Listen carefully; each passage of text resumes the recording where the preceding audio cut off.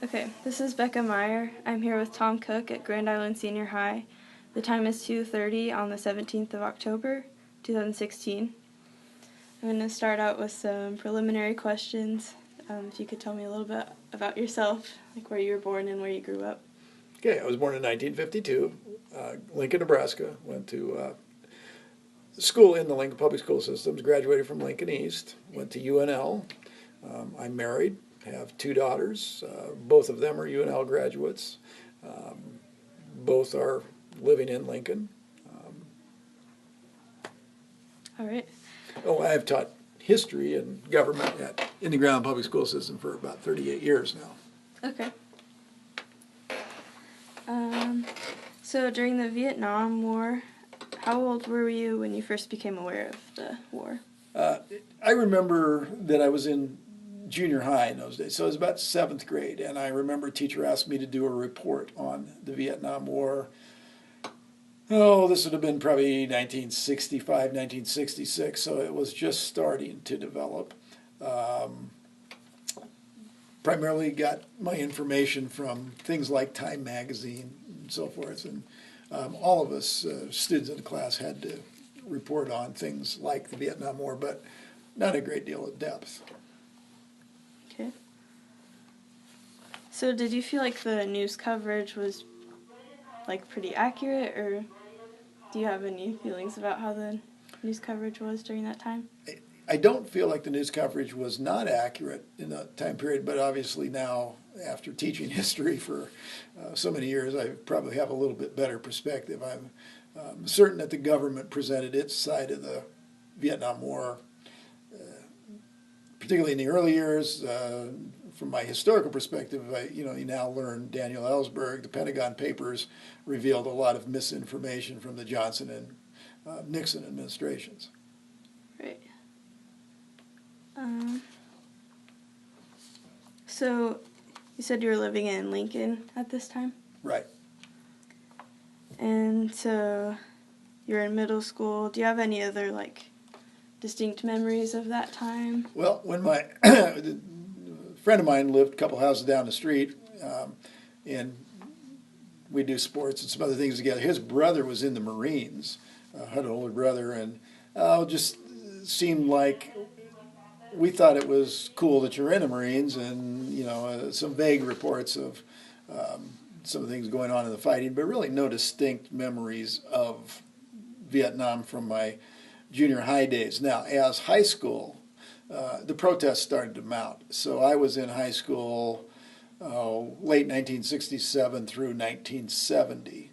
So that was when a lot of the protests started to emerge concerning that. And so, not that I was very active in it, but I was certainly aware of students who did protest the Vietnam War. Pretty good friend of mine went over to Vietnam. He didn't get, as far as I know, any injuries or anything from Vietnam. Did marry a woman, an Asian woman. I think she was Vietnamese, came back. But I think then some other effects of it. I don't know if his age. I didn't really keep in touch with him that much. So whether it was Agent Orange or any of those sorts of things, that he eventually died of cancer fairly young. He would probably only been in his 40s. Oh, wow.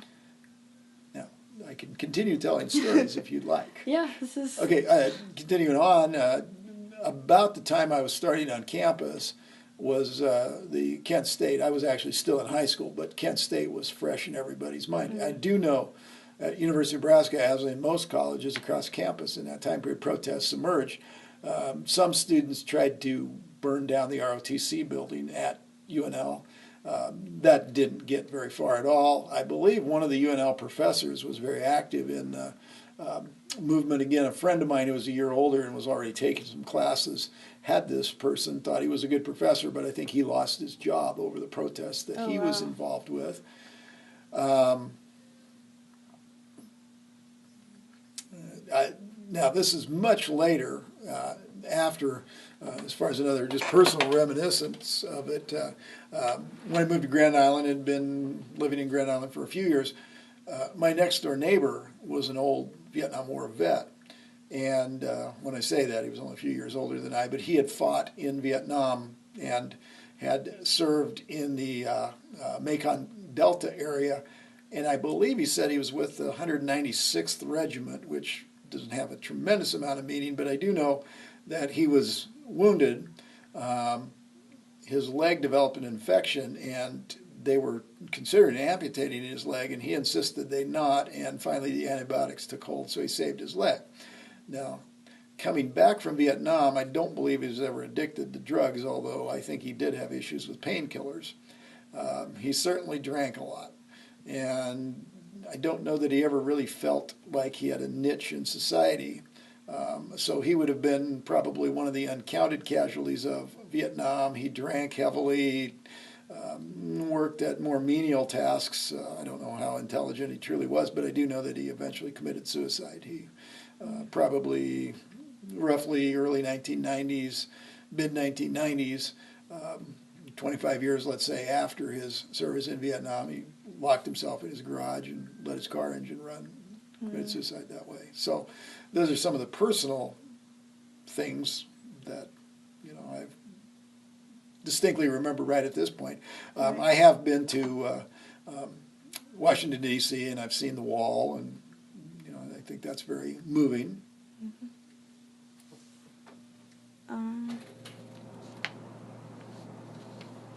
So yeah, you kind of talked about, like, even after people came back from the war, how there were lasting effects. Did you notice any other direct effects from the war?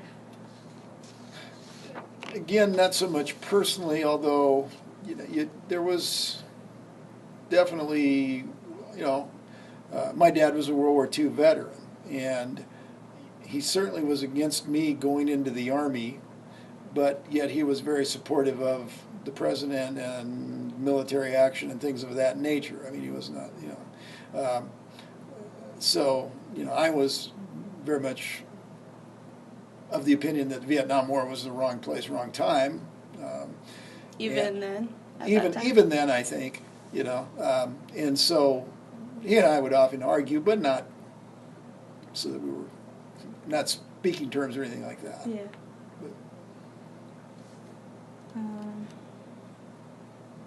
do you feel like you learned any lessons during this time, or that the war impacted you personally in any way? as far as personally, not a tremendous amount, but I think overall, and growing up, you want to be part of whatever the youth culture is. Yeah. Today kids are going to wear the hairstyles, they're going to wear the clothing. So, did we grow our hair longer? Yes. Did we wear bell bottoms and stuff like that? Did I get carried overboard that I was walking around making a peace sign every 5 minutes? No, that was not me. But we certainly, I think, were understanding of, cognizant of the people that were protesting the war, and certainly probably a little more towards being more sympathetic. And I think that was typical on college campuses too, and especially after seeing the pictures of Kent State, and of course we forget that there were protests and deaths at Jackson State University in Mississippi. I think that's been ignored. I think that needs to be looked into a little bit more historically. Yeah. Going back to, you talked about knowing people that were both in the war and protests, involved in both sides. Did you feel like there was, and like kind of the tension between you and your dad, did you feel like there was a lot of tension between people depending on what their opinions were? I guess hard to quantify a lot. Yeah. I'm sure there were tension. I think that would be just more of on a family by family basis. So my personal opinion, my dad and I would argue about it, but I don't know that it was anything that made any kind of permanent rift between he and I, or even a long time temporary rift. If I've answered the question very well. Yeah. And then I guess just, then what did the war mean to you, or how would you define the war, I guess? I guess for myself and maybe our generation, we felt, I think, a little bit of betrayal on the part of the government. I only have vague recollections. I'm going back to John F. Kennedy is probably the first president I have some recollection of. I was still in elementary school when he was assassinated, so I don't have, a depth of knowledge of John F. Kennedy. Particularly his early years, I was really early elementary. 3 years later, I was towards the end of my elementary school years. But we had a tendency to look at the president, I think American society as a whole, as a person up on this pedestal, and if there were flaws, they weren't great.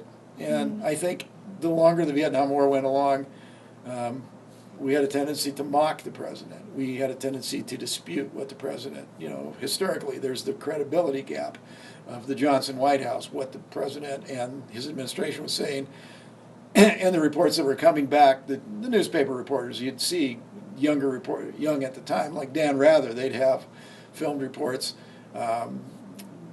very immediate, in people's living rooms. We'd be watching right around dinner time. You'd be watching the evening news, and you'd see some of the horrific pictures coming out of Vietnam, and you understood those guys were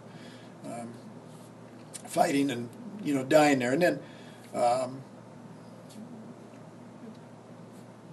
again, as I said, the credibility with the government of what they were saying, and then of course with Richard Nixon sending troops because of his view, moving into the Parrot's Beak in Laos and escalating the war, that commitment that kept going up and up and up till over 500,000 American troops were there. And worries for all of us were our draft numbers.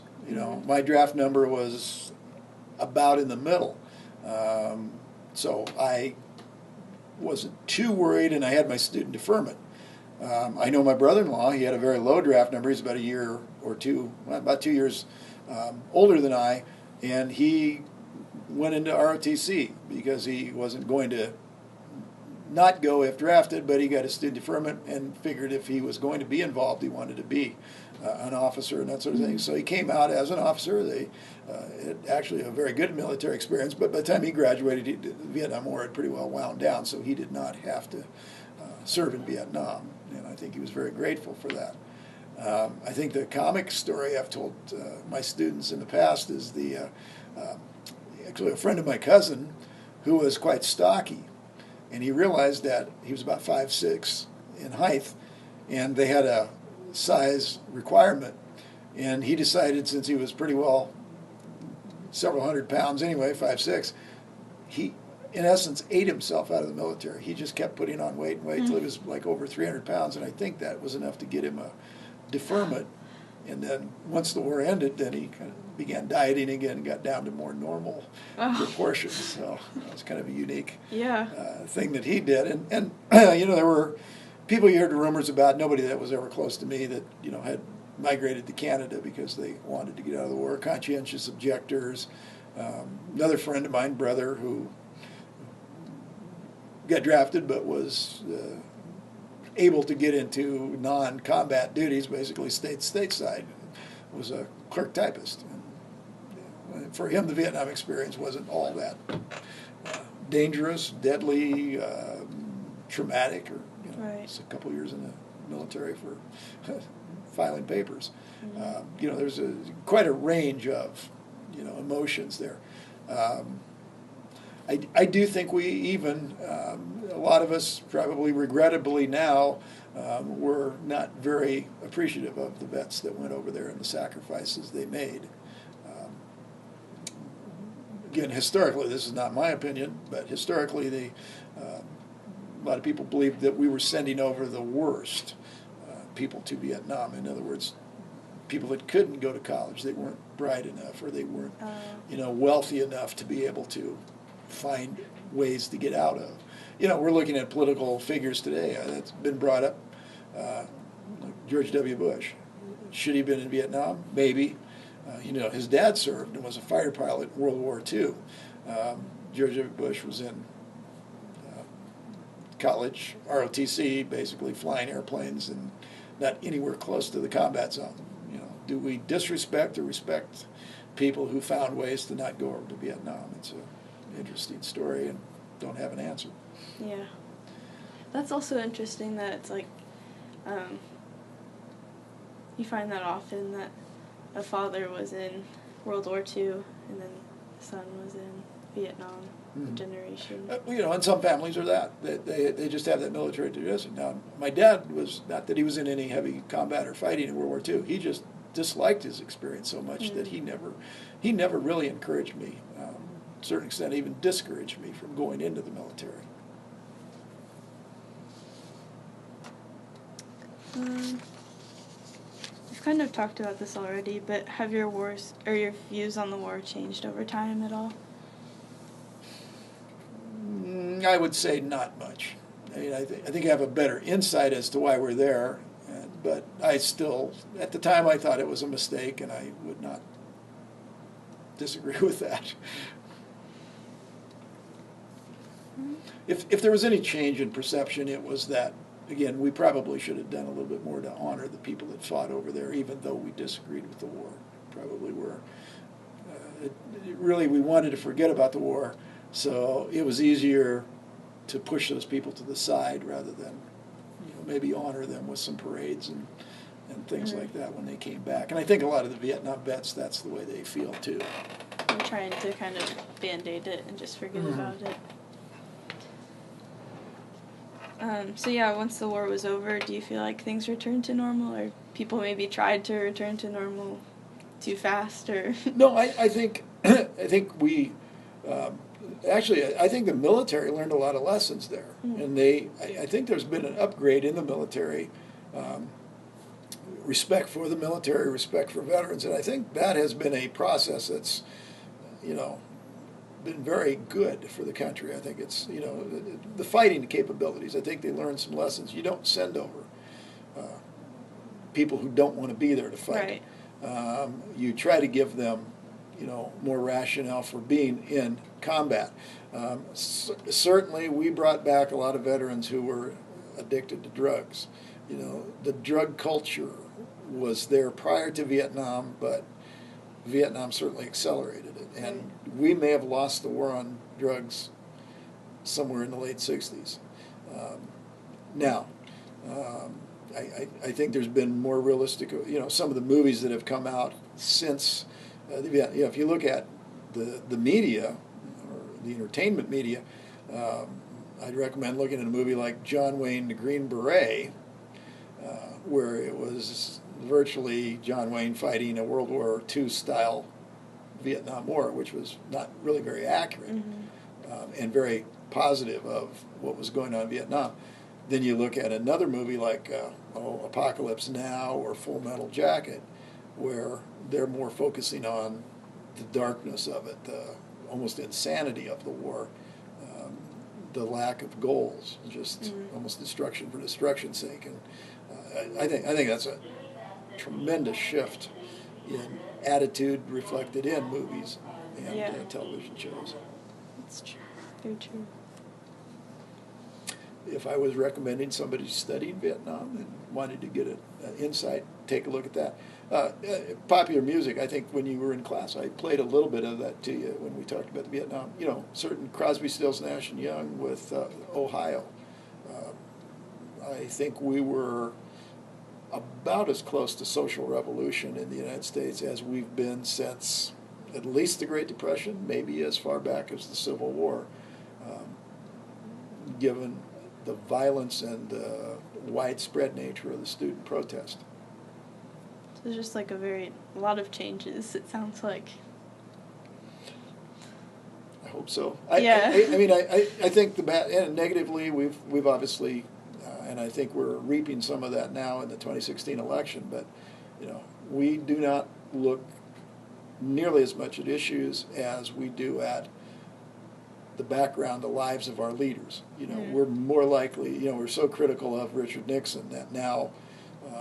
And of course, Woodward and Bernstein, all the president's men, they received a lot of notoriety for exposing Watergate, which was something of an outgrowth of that, not directly correlated to the Vietnam War, but with Woodward and Bernstein being very famous and successful, I think a lot of journalists have now said, okay, what can I find out? So we'll put video out that's 11 years old of Donald Trump making very inappropriate comments and more than likely very inappropriate actions. Would that have emerged circa 1960? Probably not. Yeah, that's true. Do you remember anything like everyday life during the war? Think about the atmosphere. Here in Nebraska, I think we're so insulated, and probably luckily so, that other than hearing about the occasional, and we had a few student protests at my high school, somewhat random, and of course we had definitely in the spring of 1970 they had student protests at UNL, but for a lot of it, other than the changes in the style of clothing, and you'd see people with the peace symbol on the back of their jacket or whatever it might be, but and listening to the music. Obviously the music changed. You listen to a lot of music from the late 60s and it has an anti-war theme. Again, it was also the start of a lot of reform movements. Not only just was the war there, but it had been ongoing since at least the 50s, civil rights movement. Those two intertwined.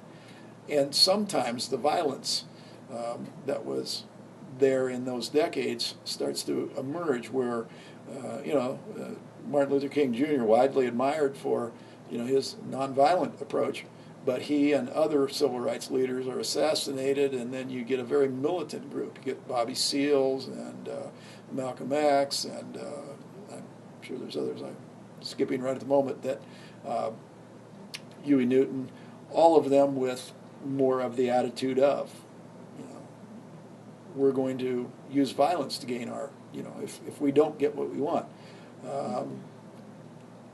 Is that reemerging with the Black Lives Matters movement?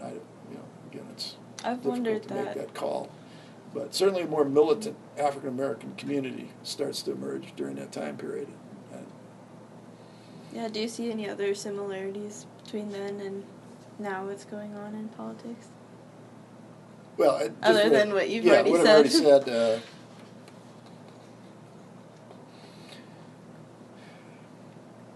I think we're a little more careful, and having said that, Iraq and maybe Afghanistan off to the side, I think we're a bit more careful about the use of American power, committing American troops. We may have forgotten the lessons of Vietnam and Iraq, and I think then all of a sudden it came back, well, we didn't have a clearly defined goal, which we didn't in Iraq.